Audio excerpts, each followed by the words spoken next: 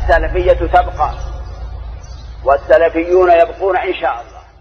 Nous avons été obligés de faire un tanbih, c'est-à-dire attirer l'attention au doué de raison. Ici, la situation de Al-Mutalawwil, celui qui change de couleur, qui est Ahmad Sino. Nous avons déjà clarifié son cas il y a très longtemps et nous avons montré ce qu'il a fait. Et c'est le manhaj qui nous oblige à clarifier le cas de ce genre de personnes. Nous l'avons fait avec beaucoup de prudence et équité avec les preuves du Coran et puis de la Sunna.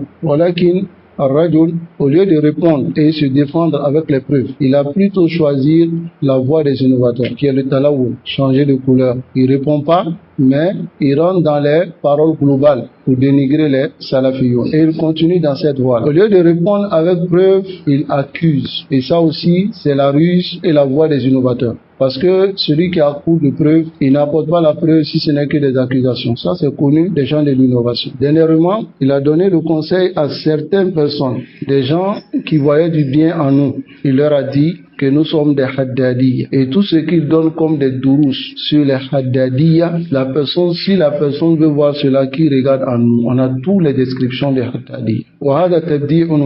Ce qu'il a fait, on appelle cela tabdi', c'est-à-dire rendre les salafiyoun innovateurs. Et certains frères même m'ont dit que ce n'est pas la première fois, parce qu'ils utilisent toujours cette ruse et même ici, les Hizbiyoun accusent les frères de la Sunna par ces mêmes wasfs en disant soit c'est des Khawarij, soit c'est des Haddadiyya. Lui le fait et ceux avec qui il s'assoit parmi les Hizbiyoun et aussi ils font cela. Il n'y a pas de doute que c'est la manière d'agir des innovateurs. Mais nous avons été équitables en ce qui le concerne. Nous n'avons pas rendu Ahmad innovateur. Nous avons dit ce que Ahmad a fait. Et nous avons montré sa ruse. Et je vais revenir ici quelques-uns à titre de rappel. Et je souhaiterais que ce message-là lui soit envoyé. Il se peut qu'il se retourne. Notre objectif, c'est la guidance. Mais si quelqu'un se rend coupable de la ruse et de la tromperie, afin de détourner les serviteurs d'Allah subhanahu wa ta'ala sur le droit chemin, alors il nous verra sur son chemin. Et on fera tout pour clarifier son cas. Et c'est la religion d'Allah subhanahu wa ta'ala. Afin que les musulmans soient sur quelque chose qui est clair concernant son affaire. Après que est apparu de lui la tromperie, le talawun, la versatile, changer de couleur.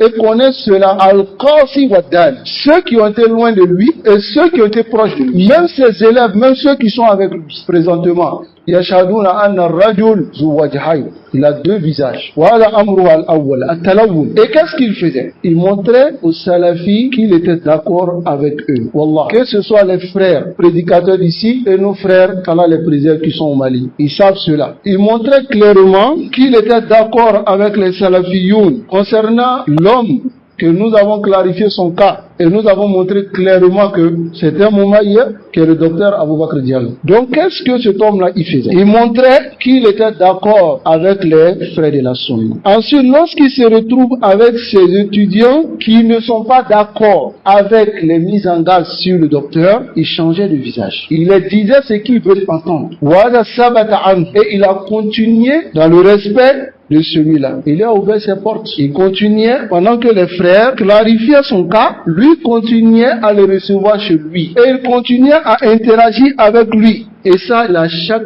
hadil mudaha, délaisser des principes pour agréer les gens. Tu dis, tu es d'accord avec quelque chose. Là, lorsqu'on quittait sur Radul, il disait autre chose. Hada la chaque talawun, ça c'est premièrement la première chose qu'on peut dire à son égard. Deuxièmement, khiyanatul amana, la trahison du dépôt. Parce qu'il savait la réalité de la chose. Au lieu d'être un enseignant qui conseille, qui est sincère envers ses étudiants, il cachait la vérité de certains de ses étudiants. C'est arrivé ou pas? Il cachait la vérité. Et il avait deux discours. Voilà pourquoi jusqu'à aujourd'hui, ceux qui connaissent, dernièrement, il y a un parmi ses étudiants qui est venu me voir. Je lui ai posé la même question. Je lui ai dit, comment vous êtes concernant Hazet Doutour? Il dit, on est deux groupes. Étudiants d'une personne qui divergent au sujet d'un égaré. Il a un discours pour ceux-là. Et il a un autre discours pour ceux-là.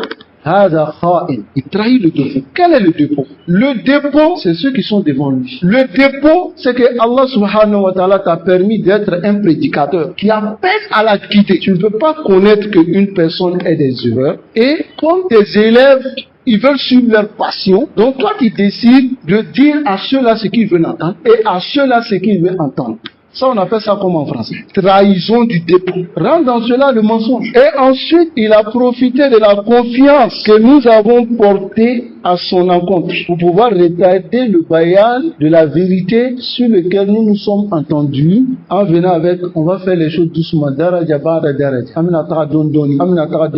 Mais son réel objectif, c'était de maintenir son groupe avec lui. Depuis le début, j'ai dit ça. Nous ne nous mettons pas contre quelqu'un parce que c'est lui. Mais lorsque tu refuses de clarifier la vérité, on te dit, voilà la vérité, tu dois le faire. Qu'est-ce qu'il me dit? Il me dit que mes élèves, ils sont pas tous d'accord. Donc on va donner moi du temps, on va aller doucement, jusqu'à je vais les faire comprendre petit à petit. Moi, je sais que ça ne tient pas. C'est pas un discours qui doit tenir pour quelqu'un qui enseigne des élèves. Tu dois les clarifier la vérité, qu'ils acceptent ou qu'ils acceptent pas. Mais pendant ce temps que tu dis, on va doucement, ce monsieur dont tu es d'accord avec nous, qui n'est pas sur la bonne voie, et qu'on doit mettre en garde contre lui, ce monsieur continue à venir intervenir chez toi. On appelle ça de la patience, ou bien il est en train de se foutre des salafis. Mais il a fait tout cela,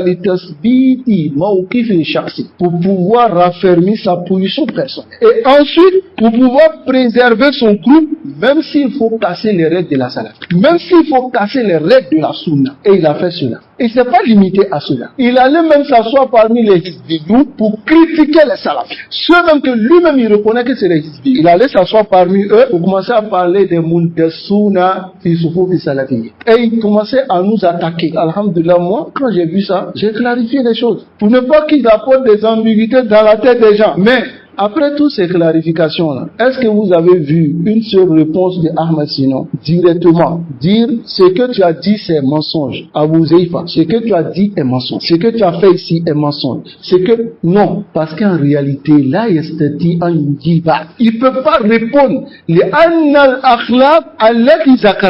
les comportements que nous avons mentionnés. Ce sont les comportements à son val. Et ceux-mêmes qui sont autour de lui savent cela. Alhamdulillah, nous n'avons pas dit. Sinon, c'est connu dans les règles. Celui qui prend parti pour un innovateur, il est quoi? Il est innovateur. Et ça, j'envoie ce message à ceux qui nous accusent de précipitation. Ceux qui disent que nous rendons les gens innovateurs. On a fait combien d'années ici du Tour Abakr Diallo? Lui-même jusqu'à aujourd'hui. Qui nous a rendu innovateurs? C'est lui-même. Il dit, on est des Haddadiyya. Et les dourous qui donnent sur les Haddadiyya là, c'est nous. Il a dit ça clairement. Dans une parole, une réponse qu'il a donnée à quelqu'un en langue morée. Donc nous avons demandé à ceux qui comprennent le moré de nous traduire. Alors ce que nous pouvons dire est quoi? Silahul muflis, l'arme de celui qui manque de preuves. Vous savez c'est quoi? Accusation. Il dit Al-Haddadi. Il dit ceux-là c'est des Haddadi. Avec les arguments et avec des exemples. Parmi les usul des Haddadiya, c'est lorsque eux ils rendent quelqu'un innovateur et que toi tu ne rends pas innovateur, les Haddadiya te rendent innovateur. Cela c'est lorsqu'ils n'ont pas d'argument. Sinon si tu as un argument rendant quelqu'un innovateur et que les autres personnes n'acceptent pas, après ils commencent à Rouja, ils sont aussi innovateurs. Ça c'est connu dans les fondements de la salafiyya, de la sunna. Est-ce que nous avons fait ça à Ahmad? On n'a pas fait cela. Et même lorsqu'il a commencé à envoyer des messages à défendre cet homme-là d'une manière indirecte ou bien directe, on l'a conseillé. On est allé avec lui pas à pas. Mais l'arme de celui qui n'a rien, ce sont les accusations. Alors nous ne pouvons pas nous taire.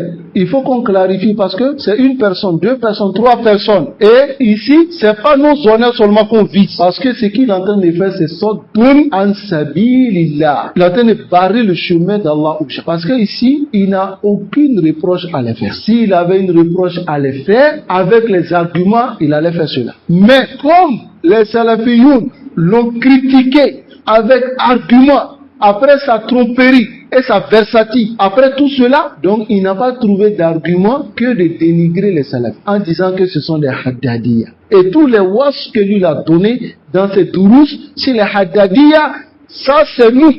Wallahi, illam yatoub, s'il se répand pas sur son coup, zulm kabi, une injustice qui est immense, c'est pas une seule personne il a décrit. Il dit ceux-là, ça veut dire qu'il va répondre de ça le jour de Yawm al-Qiyam. Falyattaqillah subhanahu wa ta'ala. Si on t'a décrit des choses qui sont en toi, fama alayka illa tawba. Ce qui t'incombe, c'est de te repentir.